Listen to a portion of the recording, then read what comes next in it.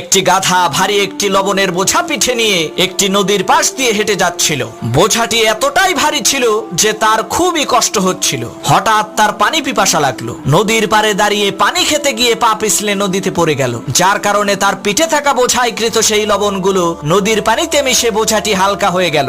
গাধা তো মহা খুশি। সে মনে করলো সে বিশাল বড় একটি জিনিস আবিষ্কার করে ফেলেছে।